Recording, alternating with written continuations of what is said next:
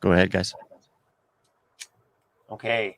Thank you, John. Welcome, everybody, to the 2021 Japan Studies Association Conference of Canada from the Secwepemc Nation's territory.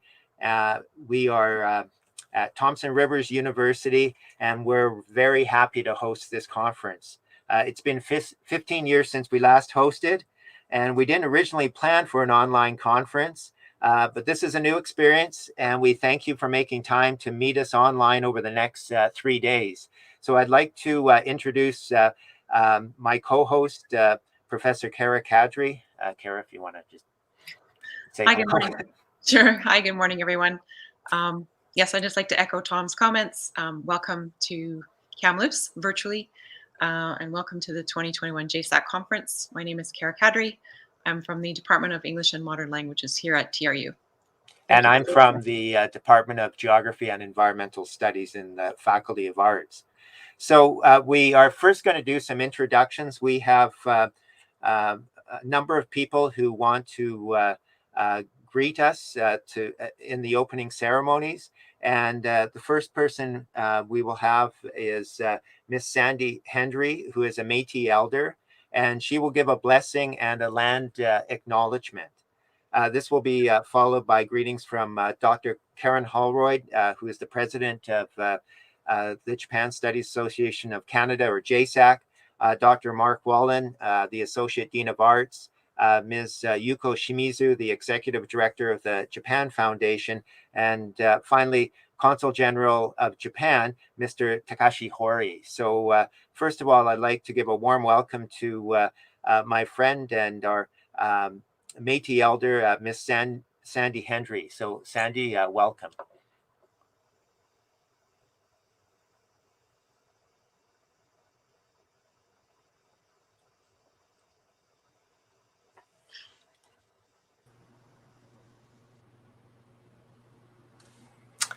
Good morning.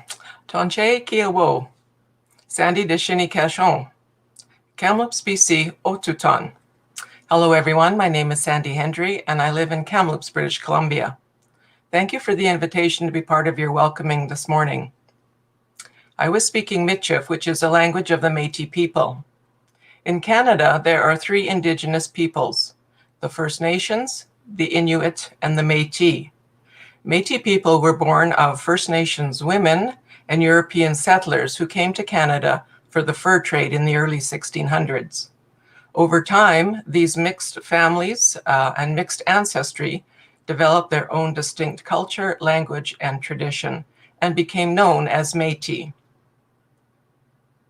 This morning, I would like to start by acknowledging that the land I am on is located in the Tk'emlúps-te-Secwepemc territory, that is located in the southern interior of British Columbia, within the unceded traditional lands of the Secwepemc Nation, and we thank them for allowing us to be guests here today. I would like to open our gathering with a prayer, which is a traditional practice for Indigenous people. As we gather together, we always invite the Creator to be with us. And after the prayer, I'd like to just share a little bit about my culture and my sash, if I may. Would all who care to please join me in an opening prayer? Creator, we come together today and we give you thanks for this day and for all things that we hold dear, for life, spirit, family, and community. We give you thanks for our connection to Mother Earth, who provides us with all of our needs: land, water, air, plants, animals, food, medicine, and spiritual blessings, and oh, so much beauty. Let us stand firm to protect her always. We remember our ancestors who came before us, and we feel their presence with us today. We thank you for the bounty at this time of year.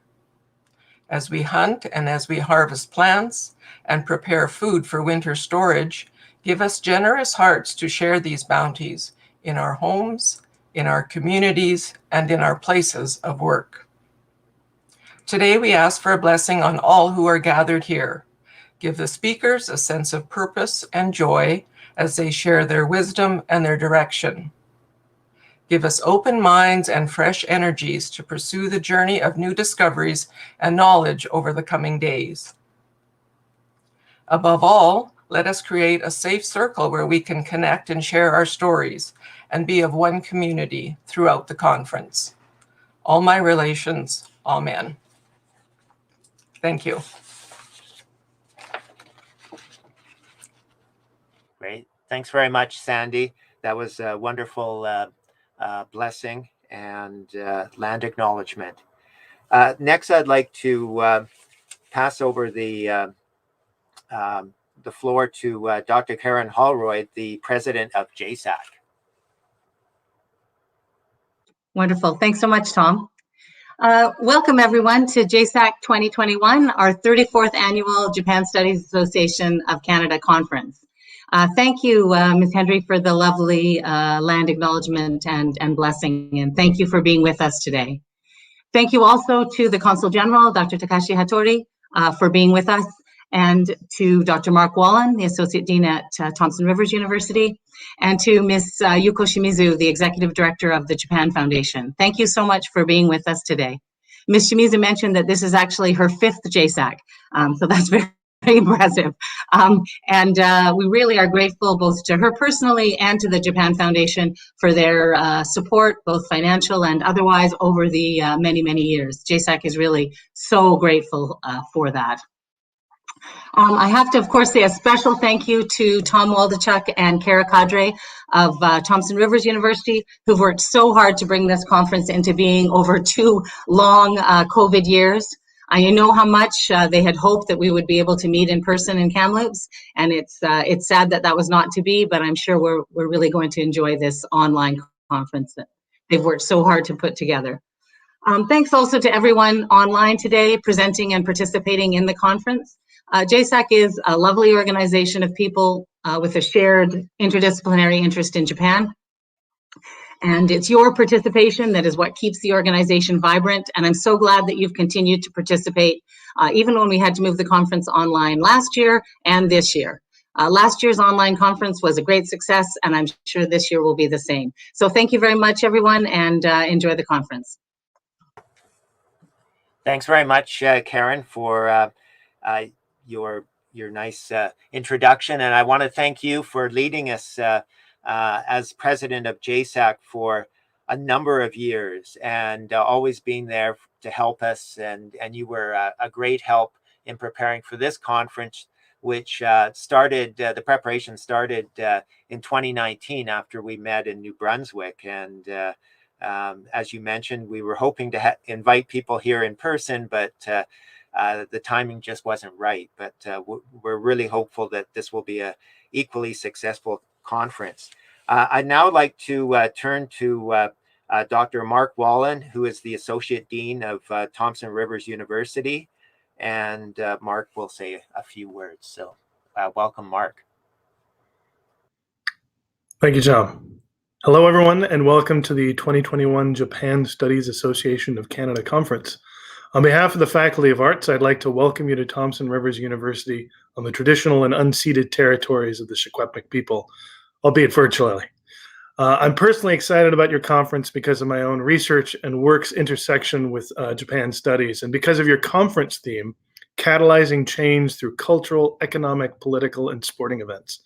For many years, I was the head of the Kamloops International Film Festival, and in that role, worked to turn the focus of what had been up to that point a very Eurocentric festival to include new and innovative films from Asia, particularly Japanese and Japanese-Canadian films.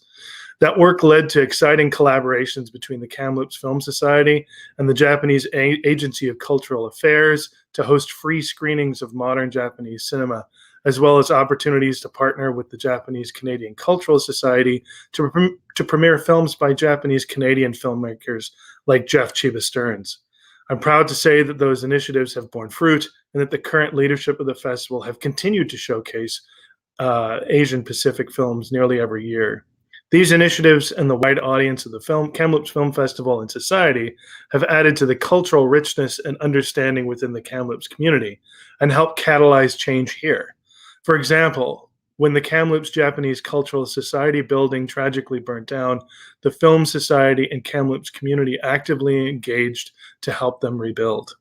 Additionally, my own academic work over many years has focused on the films of Hayao Miyazaki, looking at the ways that his film represent ruins and locations of decay as sites of profound personal and cultural renewal and hope. Many of the events in Miyazaki's films depict events that occur around these locations of loss and pain, but offer gateways to spiritual and transformative engagements between the human and natural worlds. His films, particularly his films that directly address Japanese land, history, and experiences, showcase the capacity for radical change, especially as it relates with humanity's relationship with and respect for the environment. For all these reasons and many more, I'm so happy you'll be spending 3 days with us, and certainly hope that you will find some time to visit us in person. And when you do, please come by the Faculty of Arts offices, and we'll be excited to offer you a warm welcome. Thank you, and enjoy the conference.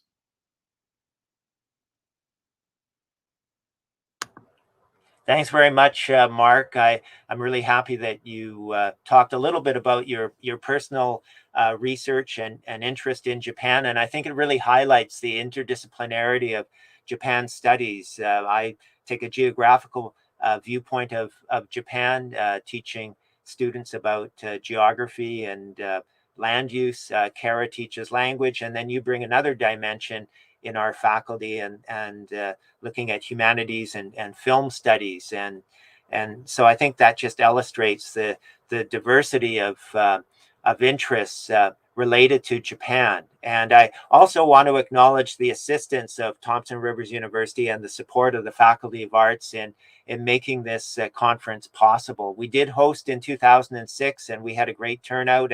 And this year we also expect to have a good turnout online. And I want to thank the Dean's Office, including Mark, for their support and assistance with the conference. I'd now like to turn to Miss Yuko Shimizu, who has been a great person to turn to the last couple of years as we've gone through the application process of acquiring Japan Foundation funding. She's patiently helped me along the way, and we were very happy to receive financial assistance from the Japan Foundation. And as Karen mentioned, the Japan Foundation has been an amazing sponsor of our conference, and we probably couldn't meet without their support. So I want to pass the floor over to Ms. Shimizu now for a few words. She's the Executive Director of the Japan Foundation in Toronto. Welcome.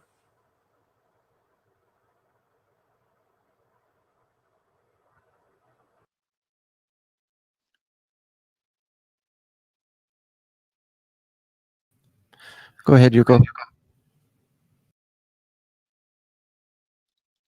I'm a wrong person. I'm not Shimizu.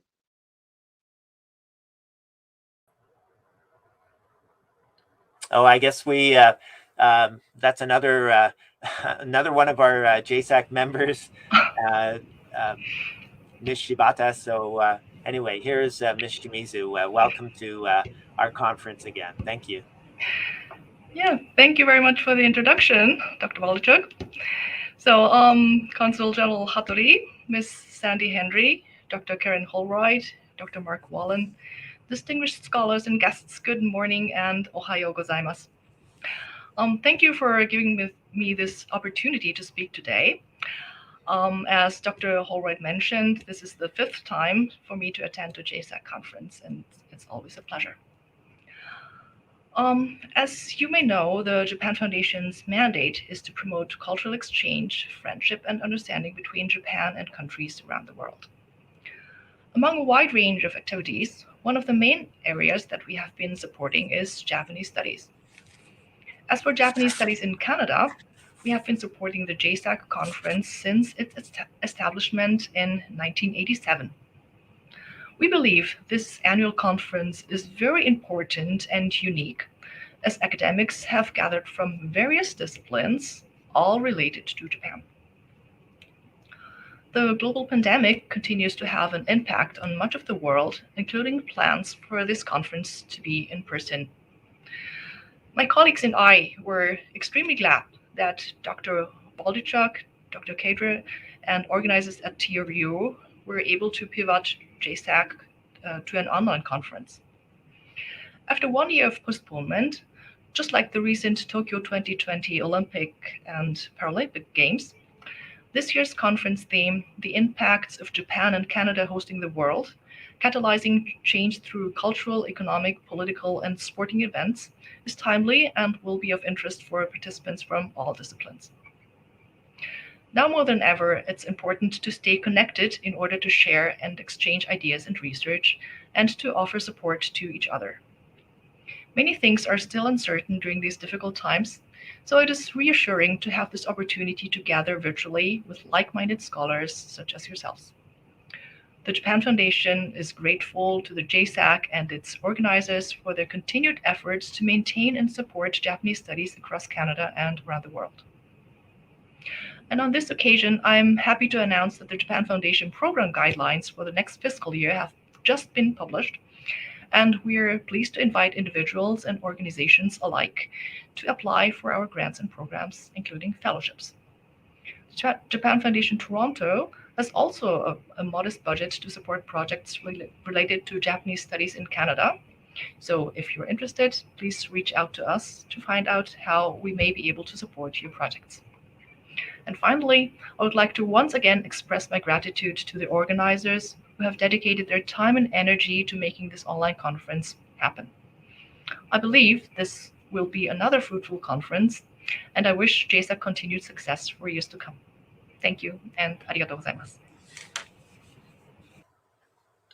Thank you very much, Ms. Shimizu, and I want to thank the other people working at the Japan Foundation Toronto office, including Mr.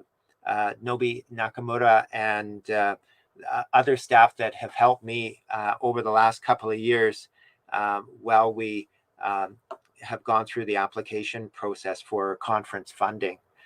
I'd like to now turn to Consul General Mr. Takashi Hattori from the Consulate General of Japan in Vancouver, and he will say a few words as well. Consul General Hattori, welcome to our conference. Good morning. Good morning. Thank you very much. Thank you for the kind invitation. It's a pleasure to join the 2021 first. It's called JSAC. Very interesting. I practiced my greeting last night, and I thought I should say JSAC. It's very difficult to pronounce, but JSAC is very friendly sound. So, and also it's a pleasure to join this conference today. Especially 2 years ago, I visited Kamloops, and also I visited Thompson Rivers University. So joining this conference reminds me the beautiful sites, scenery around Thompson Rivers University. I want to congratulate the organizers for their success in bringing the conference fruition amid ongoing COVID-19 restrictions. For over 30 consecutive years, the annual JSAC conference has been a much anticipated opportunity for Japan specialists to share their research and engage in dialogue. Your keen interest in understanding Japan is an important and fundamental part of the strong friendly relations between our countries. Although this year's online format has limitations, it opens an opportunity for easy participation by scholars worldwide who might otherwise be unable to attend. This year, in the wake of the Tokyo Olympics, it is fitting to take a closer look at the impact of the Games as a keynote theme. No doubt, it will be of great interest to future planners and many parties in and beyond the academic world. As we examine that question and many other topics, let me offer you my best wishes for success with this conference and your effort to advance greater understanding of Japan. Thank you very much. Thank you very much, Consul General Hattori. I want to thank you for the support from the Consulate General in Vancouver in 2006. A number of the staff from the office in Vancouver actually came to the conference, and it was great to have that participation. And we're really thankful for you to be able to take the time to speak with us this morning to give your greetings. So thank you again, and please say hello to the other staff members in the Consulate General's office in Vancouver.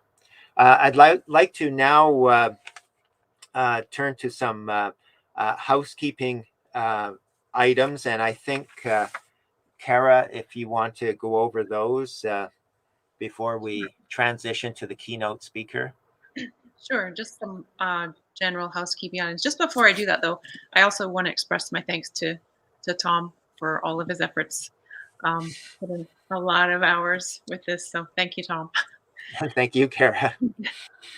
So just some general housekeeping things as we move into the various keynote talks and panel sessions. Keep in mind, please, that all the sessions are going to be recorded, including the Q&A and also the chat. If anyone, for any reason, would not wish their session to be recorded, can you please contact your session chair at least about an hour before you present to have that organized. Also, do remember to keep your mics muted unless you are presenting. Always use the yellow hand button to raise your hand to ask questions. And throughout the conference, you may be asked to turn off your video just to save bandwidth. And I think I've covered everything, I think. Okay, thank you, Kara. And I want to thank Miss Sandy Hendry once again for giving a great blessing and land acknowledgement, and also Karen Holroyd, our president of JSAC, for introducing the organization, Japan Studies Association of Canada, and the conference. And then Mark Wallen, our Associate Dean of Arts, thank you very much for your presentation and your personal insights into Japan studies. That was really interesting. And then Ms. Yuko Shimizu, from the Executive Director from the Japan Foundation Toronto office, thank you very much for your nice introduction and the information about upcoming opportunities through the Japan Foundation. And then finally, Consul General Mr. Takashi Hattori, thank you again for your nice introductory statements. That was really appreciated. So now I'd like to perhaps, if there are any questions, or we have 5 minutes before the keynote speaker starts, the first keynote speaker, Dr. Christian Tagsold. If there are no questions, perhaps we can take a 2 or 3 minute break before we start at 9 o'clock. If there are any questions about the conference, if people have any questions, you could ask them now. Otherwise, we can take a 2 or 3 minute break before we reconvene at 9 o'clock. No questions. Okay, so I'm wondering if John is there. Can we reconvene in about 3 minutes if people want to, if they want to get a cup of coffee, or if they want to find some note paper to take notes? You bet. Yeah, I'll just Okay. turn the videos off and just leave the slide up until 9:30. Okay, great. Okay. Or till 9 o'clock, I mean, sorry. 9 o'clock, yeah, we've got about 3 minutes. Perfect. Okay, we'll reconvene back at 9 o'clock then. Okay, thanks everybody.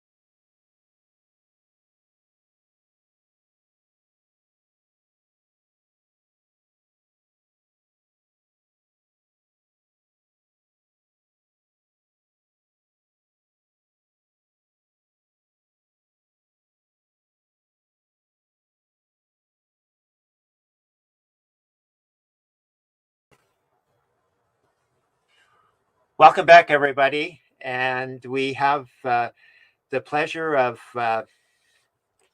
introducing our first keynote speaker of this conference. And as you may know, a main theme of this conference is organized or mega events. And we're living in an era of lockdowns and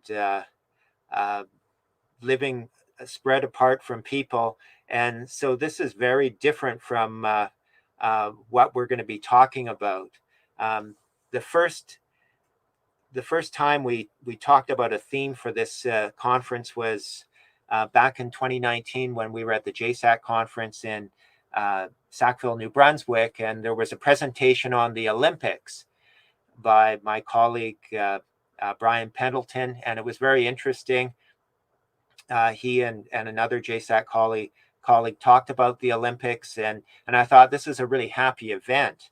And little did I know that a few months later the world would be thrown into a pandemic, and things like the Olympics or any kind of event involving groups of people would be something that was no longer possible.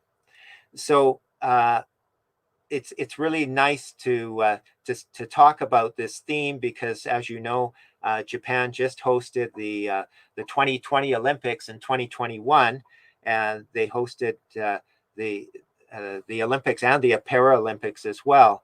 And so I think this is still a really interesting topic. And I started reading about the Olympics, and one of the first people that I read about was Christian Tagsold, and he actually wrote his thesis, his PhD thesis on the Tokyo Olympics in 1964, and he won a special award for that. It was an academic contest of the National Olympic Committee, Germany, and so I started reading other things that Christian had wrote, and I realized that he has quite a varied background, and I didn't know until yesterday that he actually is an expert in Japanese gardens as well. I know that he's looked at the impacts of the Olympics on land use around Tokyo. He's written other things as well, but he wanted to mention that his latest book is Spaces in Translation, Japanese Gardens and the West. It's published by University of Pennsylvania Press, and it won the Abbott Lowell Cummings Award in 2019. And if you look on Amazon, he's written a variety of things in English as well as in German. And I know that he's been involved in field studies as well. I've read a little bit of his work dealing with graduate students in Germany working in Japan. So we're really honored to have Christian be the first keynote of this conference. And really, his talk encapsulates the whole theme of the conference, which is on mega events and other festivals in Japan. Christian is a professor at the Institute for Modern Japanese Studies at the University of Düsseldorf, and we were really hoping to invite him to Kamloops in person, but we're very honored that he's agreed to talk to us from Germany about the Olympics. So Christian, thank you very much, and welcome to our online conference from Kamloops, British Columbia. Yeah, thank you very much, and thanks for the invitation and honor to speak here. Of course, here is not really here. I'd really like to have to attend in person in Canada, but well, going StreamYard and YouTube again is not a disaster. So I'd really have preferred to meet you all in person, like Brian and you, Tom. And thanks for the very kind introduction. I'll now put on my slides, and I will not be able to see myself, but I hope you will be able to see my slides. And gonna start talk about the Akira Olympics and re-examining Tokyo 1940, 1964, and 2020-21. So today I will talk about some real disasters, however, not so much the past Olympics, even though we might discuss that too. Instead, I'm trying to make sense of Japanese Olympic history through the lens of Olympics and through the lens of Akira. When Tokyo Spit succeeded at the IOC 125th session in Buenos Aires, I really was utterly flabbergasted. What did Otomo Katsuhiro, who created Akira, know in 1982 when he started out with Akira that I did not know? How could he foresee that the Olympics would return to Tokyo in 2020, which is what Akira revolves around, following a major disaster? After all, his manga revolved around Akira, rising from the underground of the new Olympic Stadium for 2020. Japan rises from the ashes, but it is dark fiction, one of the masterful starting points for the cyberpunk genre in the 1980s.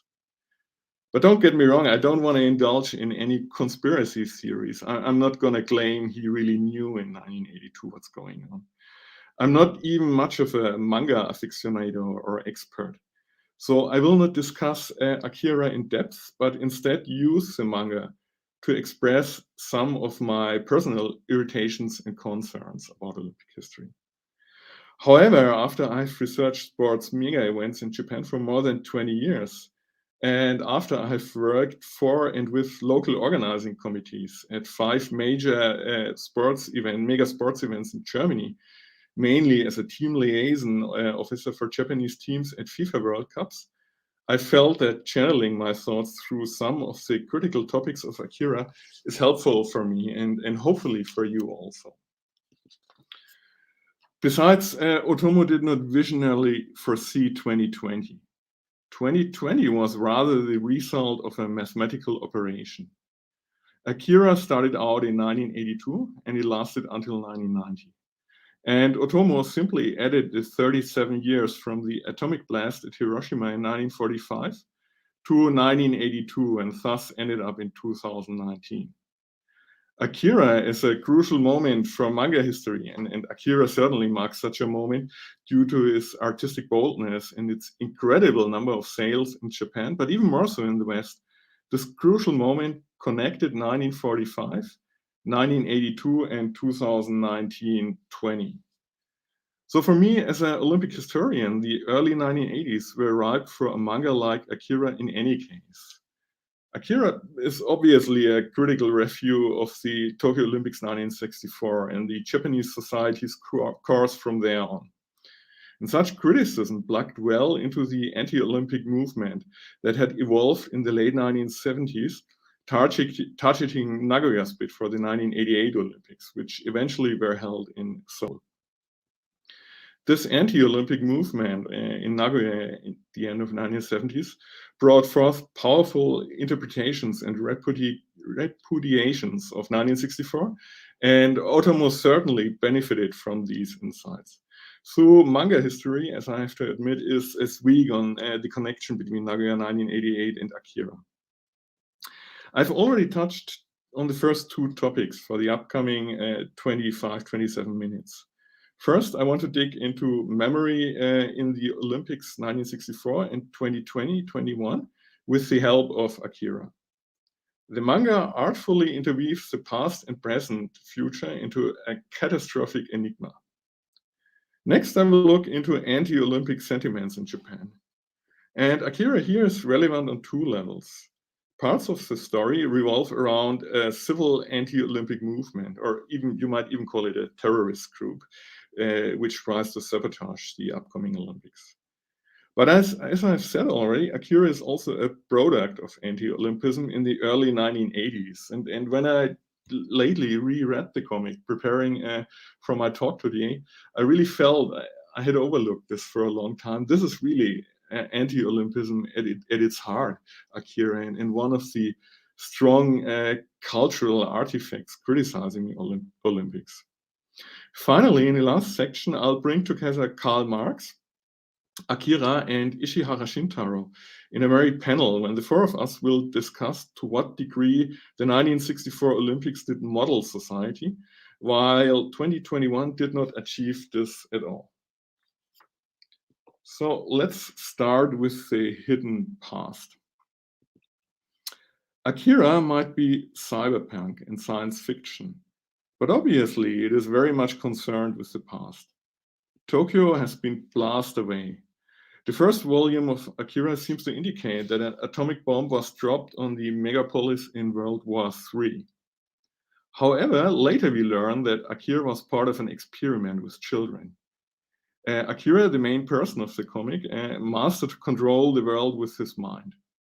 And Akira destroyed Tokyo, the government science military complex which had created Akira, and along the way, similar other childs who all play a role in the manga, had borne utter destruction.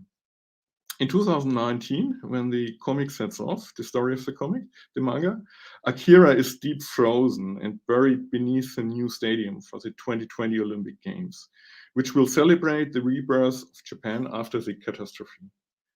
But due to a string of incidents, Akira rises from the ice, and Neo-Tokyo, as the city now is called, again sinks into utter chaos. Otomo here obviously presents a dark version of 1964. These games in 1964 were also profoundly concerned with overcoming the past. Japan succeeded in presenting itself to the world as a peaceful nation. The opening ceremony in 1964 was a rite of passage. Symbols of the nation like the tenno, the flag Hinomaro, the anthem Kimigayo, and even the military, euphemistically baptized self-defense forces, shed the memory of the 1930s and 40s and regained international approval. My favorite symbolic moment of the opening ceremony is when the doves of peace are released. Only moments later, jets of the self-defense forces flew over the stadium, painting the Olympic rings into the sky. And for the audience in the stadium, both perfectly blended together above their heads. The jets thus turned into symbols of peace too. And this is really a major symbolic coup by the organizers, bringing the doves and the jets together. And here's the scene from the official Olympic movie by Ichikawa Kon, and it's about 30 seconds long. Please watch out how the doves and jets indeed blend together and fill the sky together. And thus the peaceful image of the doves is transferred to the jets. So here we start.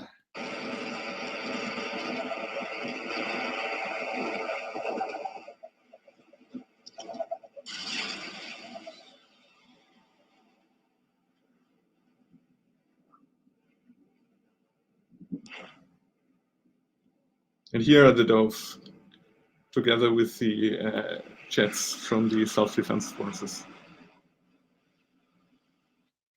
So this was really a very powerful and very typical moment, as the self-defense forces played such a huge role during the opening ceremony, and it was part of the plan of the organizers to present the self-defense forces as something useful and peaceful, and it's really worked out very well. However, the counterpart of Akira in the opening ceremony, Akira, the child in the manga, is the last runner of the torch relay in 1964, Sakai Yoshinori.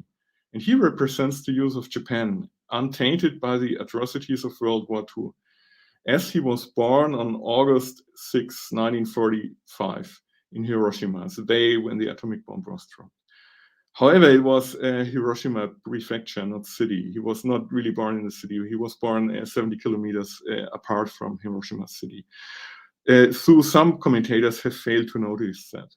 So because of that, he really was a perfect symbol for overcoming the atomic catastrophe. In 1964, Sakai points towards a bright future full of prospects for everybody in Japan. In contrast, the youth rising in Akira is less hopeful. Akira is the origin of a repeated apocalypse. And while Sakai, as the last runner in 1964, somehow indicates that Japan was a victim in World War II, all the current misery in 2019 in Akira is entirely homemade by the research of the military scientific complex, which brought forth Akira as a phenomenon. With the Olympics 2021, I think the critical ritual to analyze is not the opening ceremony, but the start of the torch relay at the J Village.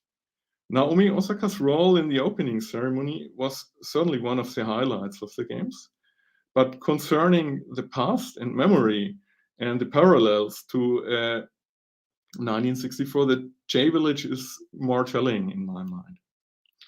So initially, the Japanese route of the Olympic fire was scheduled for March 2020, and the ceremony was to take place at the J-Village, which you can see here on the map. The J-Village was built with money from TEPCO in 1998 as a state-of-the-art training center for Japanese sports, most of all football. And TEPCO built this J-Village as sort of a compensation for planning another complex to the Fukushima power plants at that time, which are roughly 20 kilometers to the north of the J-Village. So TEPCO really had a lot of stakes in Fukushima prefecture and wanted to repay and pamper the locals for building all these nuclear power plants. And the Japanese national squads in football prepared there at the J-Village for all international tournaments. And the J-Village was meant to bring glamour to the periphery in Fukushima. However, in March 2011, the J-Village turned into the main base camp for the decontamination workers, as you can see here. As it was built slightly elevated on a slope, the J-Village suffered only minor damage, but offered enough space and infrastructure to cater to the decontamination force. As early as 2013, the Japan Football Association, Fukushima Prefecture, and TEPCO decided to completely decontaminate and restore the village. With the Tokyo Olympics 7 years ahead, the idea was to turn the J-Village into a symbol for reconstruction in the north and a symbol for perfect decontamination. In other words, the symbolic hotspot for overcoming the past once again. For COVID-19, I predicted that the J-Village would serve as a drop-off point for international media in the weeks before the game. The media needs to report something the days before the game start, which is a daunting task.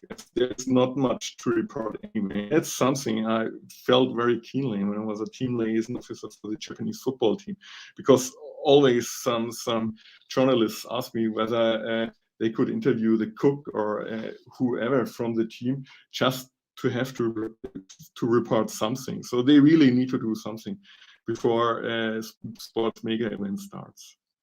So in the case of 2020, going to Fukushima, holding a Geiger counter into the air and celebrating the organizers would create good footage for the TV, and it would create perfect advertisement for Japan and the advertisers. As starting runners for the Japanese route, organizers selected the women's football team, Nadeshiko Japan members. The team had to cancel their training camp at the J-Village in 2011, but nevertheless won the World Cup in Germany, when I, in fact, was with them. In the end, J-Village did not get much attention due to the pandemic. So what I predicted never turned into a real story. It simply was not that interesting anymore with all the COVID-19 all around. And COVID-19 indeed overshadowed most symbolism at the Olympics. But COVID-19 and the ongoing problems in North Japan were also key topics in the protest against the Olympics 2020-21. And the historic precursors for this protest are also to be found in Nagoya in late 1970s and mirrored in Akira. In Akira, various groups opposed the upcoming Olympics. Once again, Otomo paints a very dark picture of the metropolis and the forthcoming event. We do not learn how Neo-Tokyo was selected for these games or what narrative carried them. Nobody seems to look forward to the games in joy. Instead, signs of protest decorate the building site for the new national stadium, as you can see here, tear down. In this regard, Akira vastly differs from 1964. Admittedly, in 1964, many doubted that Tokyo could live up to the expectations and would be able to stage such a significant event. However, there was no widespread anti-Olympic protest. Basically, the mood pointed towards organizing great games. And here we have to keep the games of 1940 in mind. Tokyo was slated to hold the games 4 years after Berlin in 1936. However, in 1938, the city had to forfeit the games because of the Pacific War. The army wanted to focus entirely on the Chinese battlefields, and steel and other building material were needed elsewhere. 1964 was meant to finally bring the games to Japan without the ultra-nationalist upheavals, which had riddled 1940. Back then, the anti-Olympic sentiment revolved around the Tenno as the sacred center of Japanese empire and Kokutai. Olympic protocol asked the head of state to officially open the games, but patriots deemed this too profane for the Tenno. They also did not want the main stadium near the Meiji Shrine, where it is now situated now and was so in 1964. Because for 1940, they thought that foreign tourists and maybe even unruly Japanese would desecrate the Meiji Shrine. So even though most national and major sport events had held at the Meiji Shrine, outer Meiji Shrine complex since the 1920s, for 1940 it was planned to move the national stadium to Komazawa, where it ended, which was the second venue for the 1964 games. In contrast, in 1964, everybody wanted to play according to the international rules and present Japan as a well-behaved, perfectly peaceful nation, which would agree to everything, all IOC rules coming from outside. Only the Japanese collective Hirat Center staged some visible protest when they ostensibly brushed the pavements in Tokyo to mark the official cleanup campaign for the games, thus ridiculing the ritual cleansing of the nation. Overall, pundits, politicians, citizens, and even policemen, as you can see here, were more than happy with the outcome of the games, because Japan was able to rehabilitate itself and even won many medals. However, the positive mood did not carry on forever. The 1960s were a time of social unrest, globally and in Japan. Students were on the streets, lifestyles changed fundamentally, not the less because Prime Minister Ikeda Hayato from 1960 to 1964 had announced that the national income would double within a decade and would allow much more individual consume. And future mega events, at least to some degree, faced protest. By the early 1980s, when Akira appeared, staging mega events had become problematic. Nagao wanted to bring back the games and bid for a Summer Olympics in 1988. However, now civil society was alert and early on began to criticize the bid. The games of 1964 worked well as a ritual to overcome the post-war period. But once the ritual is done, you don't need another one. Nagoya lacked a clear message for the citizens. It was mainly about boosterism and Chubo. Many citizens feared that the games would cost a lot, but would not significantly brighten their own daily lives. But the anti-Olympic movement went further. Professors wrote books and pamphlets highly critical of 1964. They pointed out that these games had fired patriotism and whitewashed the Tenno system. And even worse, the whole Olympic movement was a fraud. And sport did not foster international peace and understanding, which was very obvious with the Games of Moscow in 1980, when a couple of nations and states like the US or Germany staged a boycott because of the war in Afghanistan. Instead, the anti-Olympic movement in Nagoya proposed to turn sports upside down. Not games for an elite, not connected to daily life, but fun for everybody.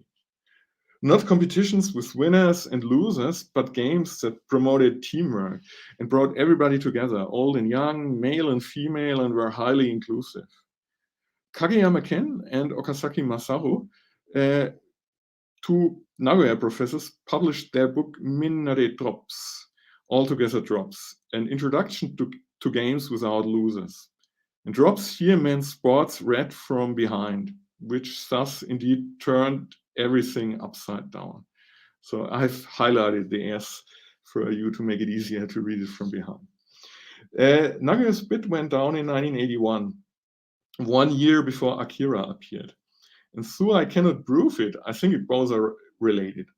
Of course, Otomo had a strong background in the student movement in the 1960s and cyberpunk was the coming thing. But focusing on the Tokyo Olympics 1964 would not have felt so natural without Nagoya's vain attempt and the anti-Olympic movement, in my opinion. In 2020-21, there were, of course, a lot of anti-Olympic protests in Japan too.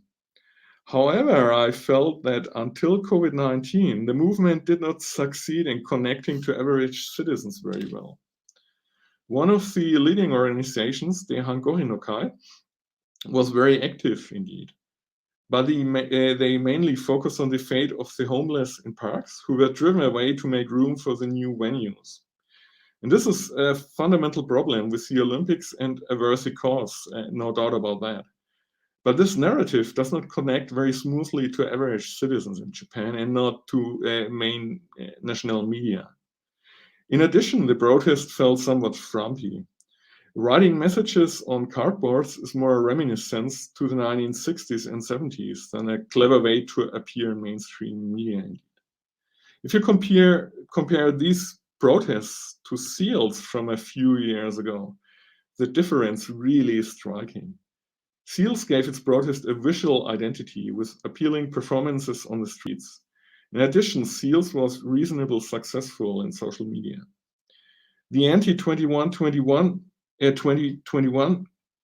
protests only took off with COVID-19 and the insensitive approach of IOC President Thomas Bach, who visited Japan or came to Japan a couple of days before the games started.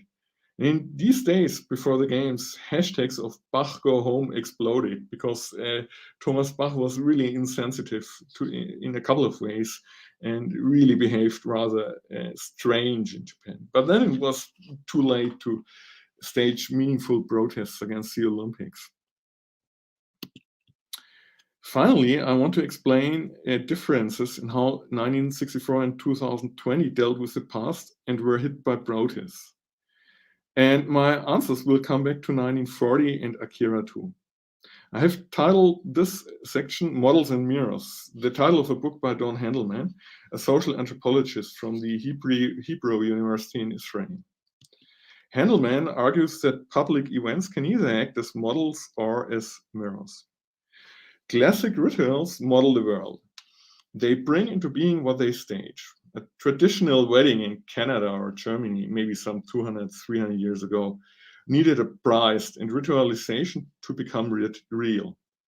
The ritual was not just show or for fun. If the priest was fake, this had real-life consequences.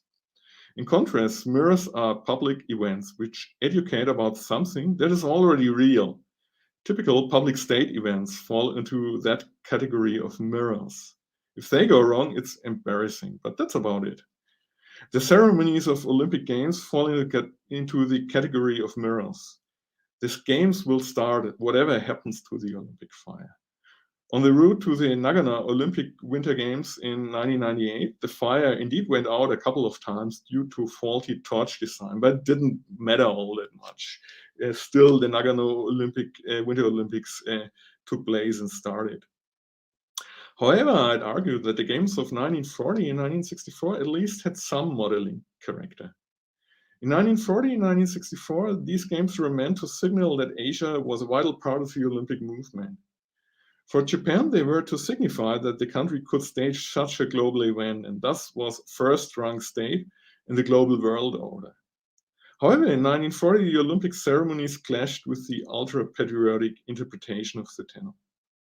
The Tenno would have been a normal head of state like any other in the world, not a unique holy entity. The Olympic rules stated that the head of state officially opens the games, which in 1940 would have entailed transmitting the voice of the Tenno via radio. And this was one of the main symbolic clashes between Olympic rules and ultranationalism. For the ultranationalists, the Tenno was too sacred for his voice to be transmitted technically. The first time the Showa Tenno spoke to his subjects was via radio was August 15, 1945. Thus, the Olympic ceremonies threatened to model too much for the taste of the patriots. They would have modeled the Tenno into a mere head of state like any other head of state. In 1964, as we have seen, the stakes were different, and playing along with the rules perfectly fit the plans of Japanese organizers. The game's message to Japan, to its own citizens and the world, was that the post-war period was over, and Japan was a peaceful state, as good as any other. In that regard, the games were not simply representing an apparent reality to spectators as a mirror. They did indeed model to some degree.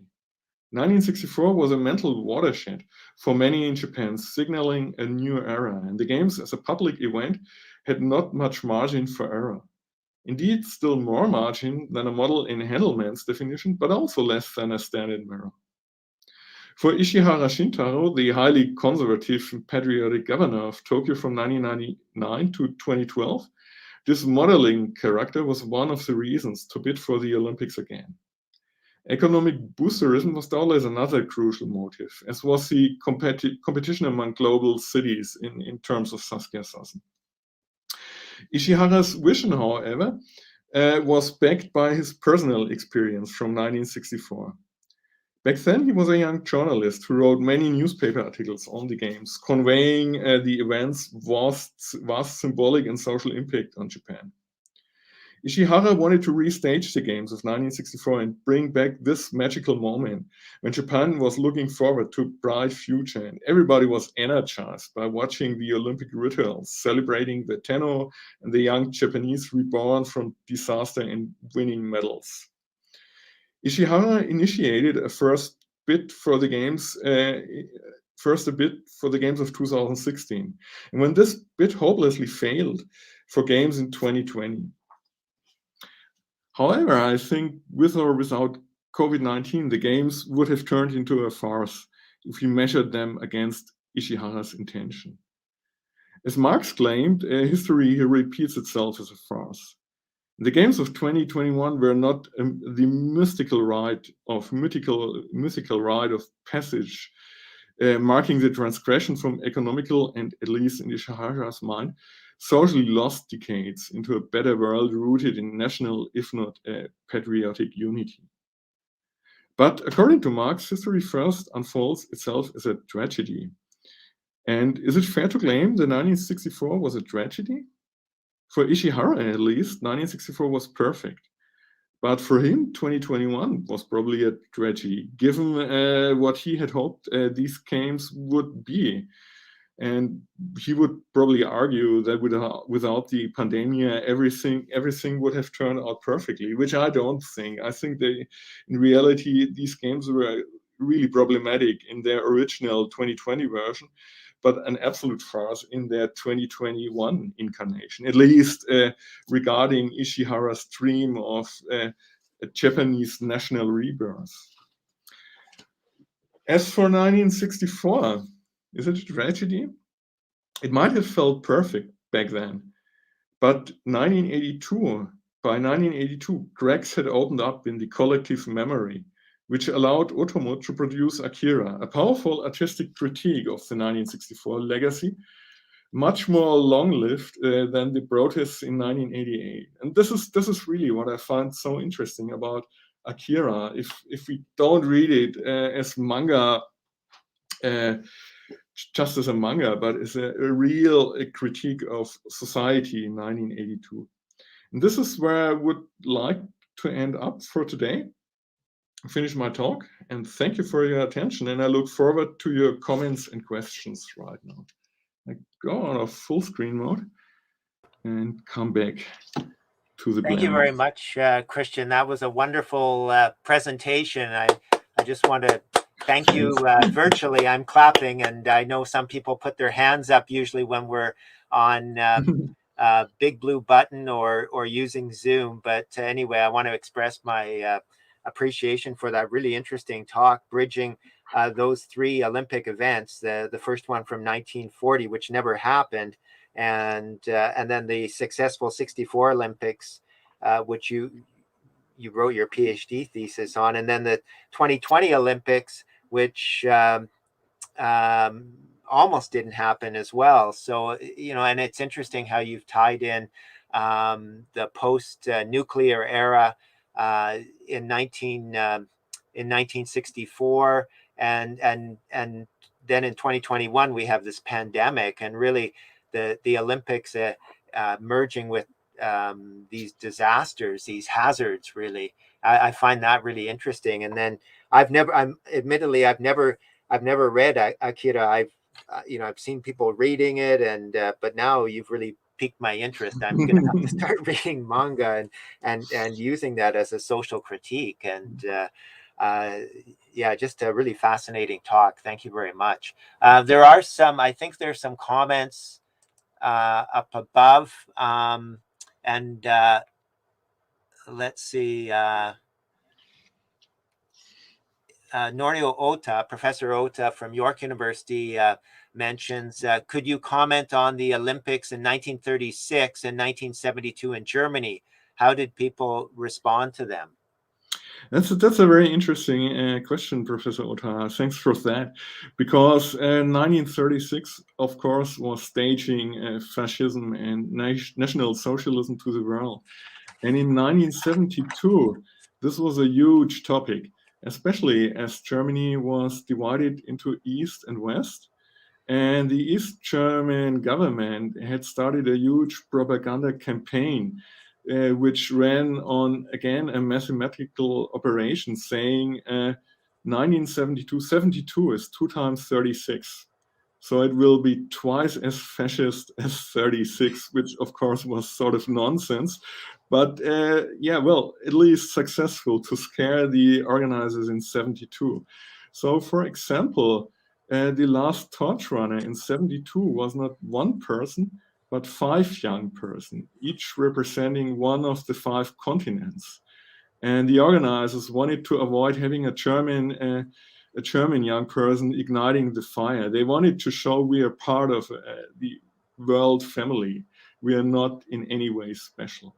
And the main announcer in 1972 was a very famous host of show, a Saturday evening show in TV.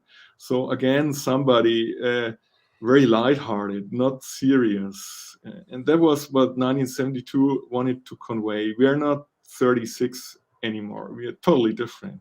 It's a fresh and peaceful Germany, very much like 1964 Tokyo. So it is really not a coincidence that Italy hosted the Olympic Games in 1960, Japan 1964, and Munich in 1972. So these so-called former Axis powers all hurried up to have the Olympics at home to shed the image of war and atrocities committed.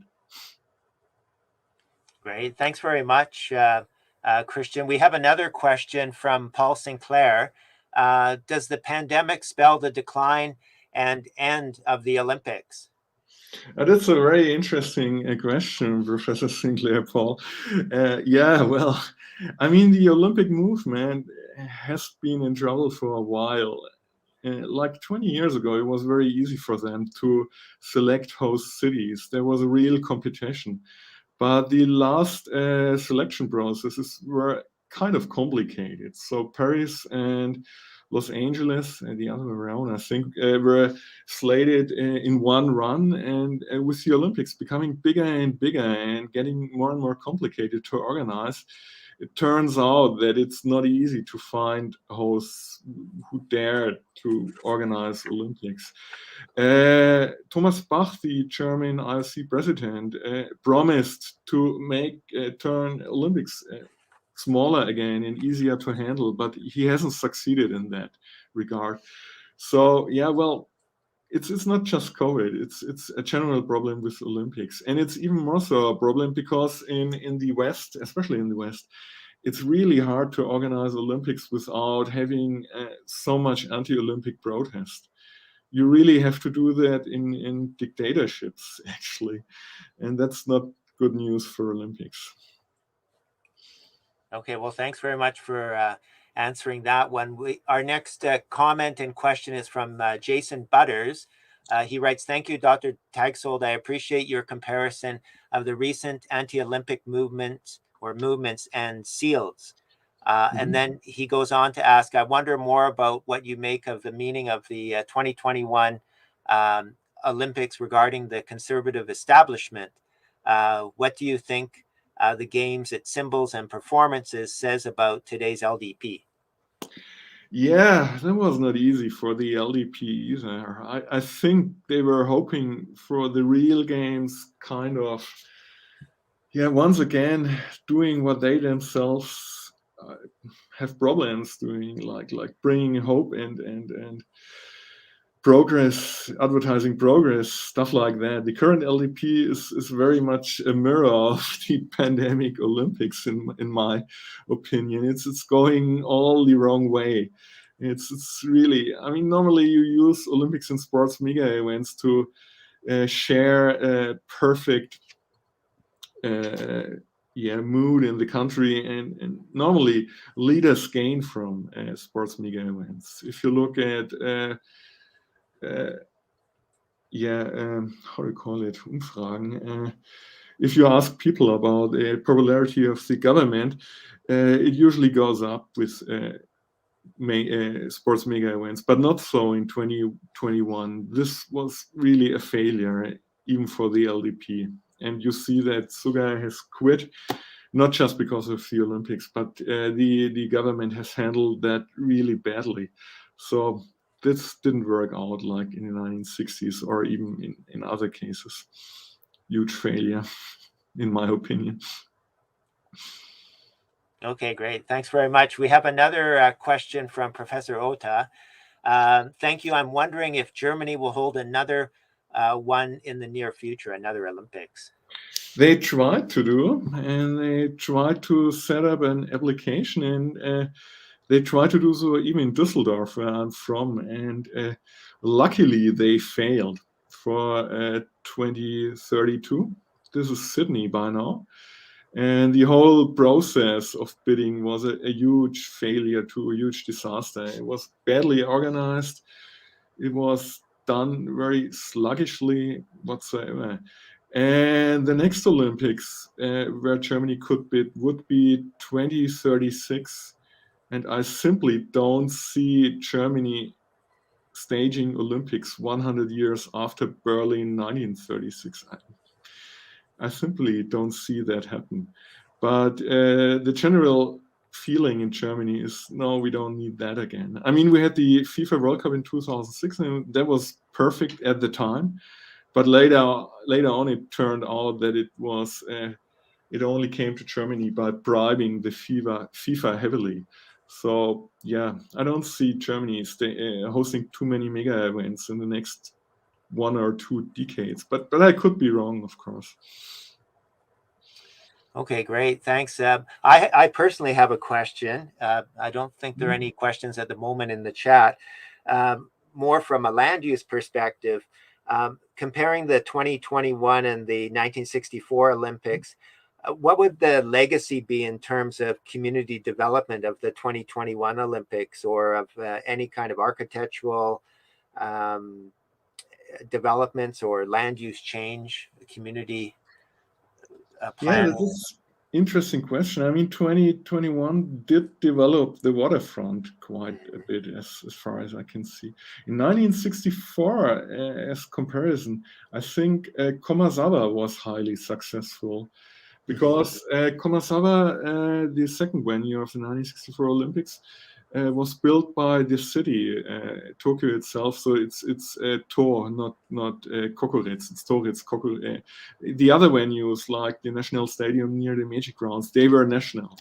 And Tokyo in 1964 built Komazawa knowing that they needed a sports park for the populace.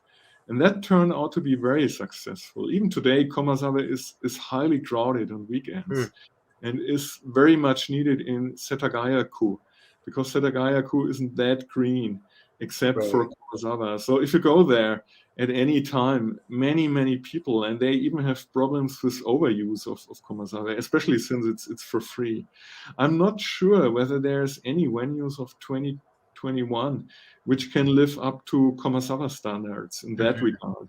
It's more of boosterism and developing and making money out of it. Komazawa really is one of the venues in Olympic history in overall, not just Japan, which really stands out, in my opinion. That's interesting. When I get back there, I'll have to go and do a little field investigation. Yeah, There's I've an, coming up a paper on Komasawa, so I oh, can and send I'll have to stuff read to it. you. I'll look for it. So Yeah, please let me know when you finish. yeah, it's finished. We have another comment from Professor Jacob Covalio of Carleton University in Ottawa. Any comment on how authorities dealt with the Israeli Olympians incident in Munich? Oh, that's a hard one. Luckily, I have a good colleague he's in Durham University in England, German, and he's done a lot of research on that, and we've talked about that.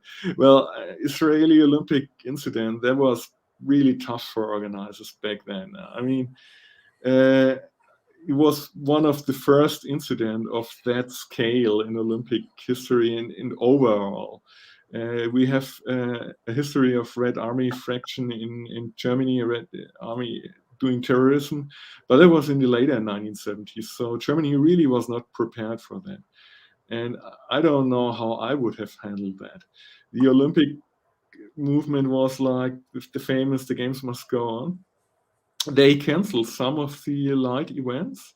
They had a huge cultural program for 1972, trying to convince everybody that Germany is indeed not 1936. But what can you do about that? I mean, we found a gun in 2006 during the FIFA World Cup and didn't turn into anything public, but that was kind of panic enough for us while I was at the local organizing committee. 1972, that's over your head. I cannot blame anyone for anything. Okay, great. That's Thanks. my personal opinion, of course. Okay, well, thank you for addressing that. I have one other question. There's so much talk and controversy about Summer Olympics, but very few people talk about the Winter Olympics. In Japan, as you mentioned, they hosted, well, there's Sapporo and then more recently the Nagano Olympics. And I'm just wondering if you can reflect on the future sustainability of the Winter Olympics versus the Summer Olympics, and have the Winter Olympics being critiqued by social theorists? Has it? Yeah, especially Sapporo 1972 is interesting in that regard because it's one of the first Winter Olympics I know where the question of sustainability and environment destruction turned up and sort of was revolved. What was it? Yeah, I think it was Sapporo, was it? They wanted to have no, I think it was Nagano. Sorry, I got that wrong. They wanted to have the downhill races in a national park. And then a couple of ministries in Japan intervened and said, you cannot do that, which caused a lot of problems for the organizers. And so they decided to have these races indeed in a national park, but refurbish the whole site after the games. And today you cannot see where it took place. So in terms of environmentalism, Japan has a comparably good record regarding that. But indeed, it's a problem. However, in contrast to summer games, winter games are much more small scale.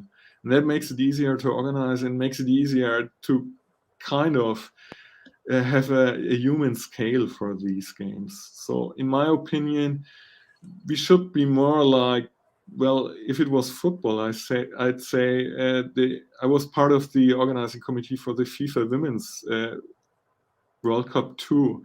And while the women's complain that they want to have as much money and as much media interest as the men's, I'd say let's have it the other way around. We should go back to the size of women's World Cups. That's much more healthy for everybody, even for the players. Okay, well, thanks very much for the insight. I guess one challenge, you mentioned sustainability and environmental sustainability. One challenge of the Winter Olympics is finding a host where there's snow, and that's always an issue. In the Vancouver 2010 Olympics, snow had to be trucked in. It was a bad year for snow locally around Vancouver. So the locations are limited in the winter, and they're becoming more so with climate change. But That's true. anyway, I want to thank you very much. I think I think we've gone through all the questions and comments Mhm. in the chat, and I want to thank you again for taking the time to speak with us this morning. I know it's evening in Düsseldorf, and a very inspiring talk. Really encapsulates the theme of this conference, because if you read the first call for papers, it was all about the Olympics and mega events like Expo and those kinds of things that we only dream of right now as we go through this pandemic. And but a very interesting talk. So I want to thank you again very much, and I hope to see you again at conference and read more about your publications. Very scholarly and in a broad area. So thank you again. Yeah, thank you for inviting me and having me over. And next time, I hope we can do that in Canada or even Germany, whatever. Well, we're hoping next year it will be in Toronto, and hopefully face to face. And that's an easy trip for many people from Europe. So yeah, that's true. Thank you again, Norio Ota. I think you can see that. I can see that. Thanks for all the questions, everybody. Yeah. So thank you very much, Christian, and I appreciate you taking the time to talk to us. Very well prepared talk. I enjoyed your graphics as well. So you were able to speak to a very broad and diverse audience, which we represent. So thanks again. Very good. Okay. Bye now. Thank you. All right. Well, it's 9:53 Pacific Daylight Time in Kamloops, and if there are no other questions, I'd like to reconvene at 10:30. We're going to be switching from StreamYard to Zoom. So our next session starts at 10:30 Pacific Daylight Time. And that is is panel 1, Japanese language, education, and history. And the chair of that is Professor Norio Ota. So that starts at 10:30 Pacific Daylight Time. And that is our only panel. So what I'd like to do is take a break until just before 10:30. So thanks very much, everybody, for listening in, and we'll see you back at just before 10:30, 10:25.